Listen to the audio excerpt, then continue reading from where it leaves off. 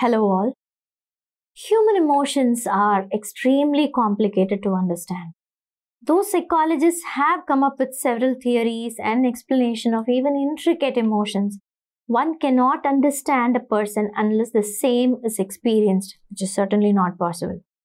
We had a slight glimpse of the battle camp where the king is resting. We know how deeply the lady grieved his absence. What is the king's state? We shall continue with the poem.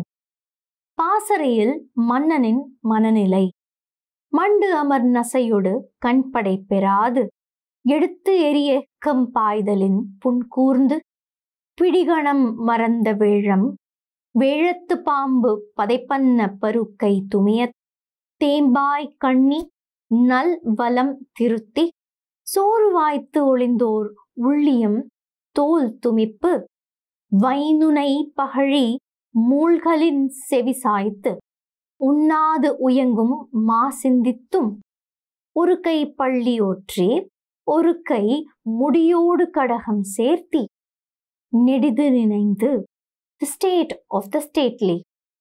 Sunk deep in war thoughts, not a wink of sleep, the sharp spear thrown, scathing and scarring male elephants forget their counterparts, with trunks huge as pythons cut off.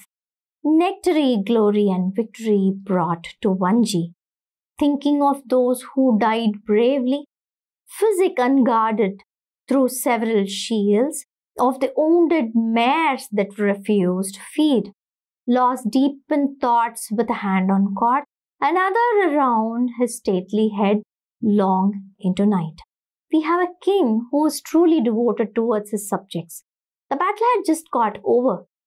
Several of the soldiers were wounded. Few even died as heroes. There were elephants that were severely injured. Few had even lost their trunks. The horses that raced to the commands of the riders were deeply wounded.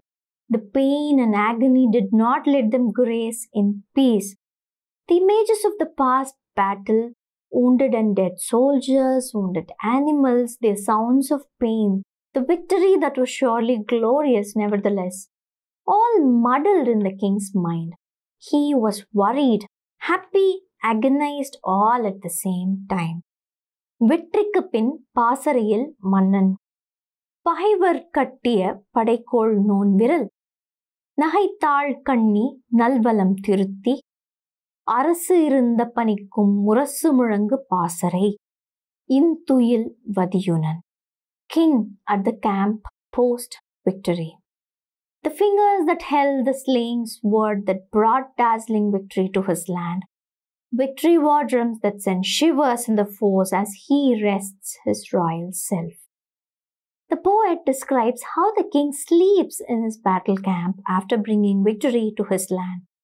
The skillful sword had defeated his enemies. The war drum beaten at his camp echoed around, making his enemies tremble.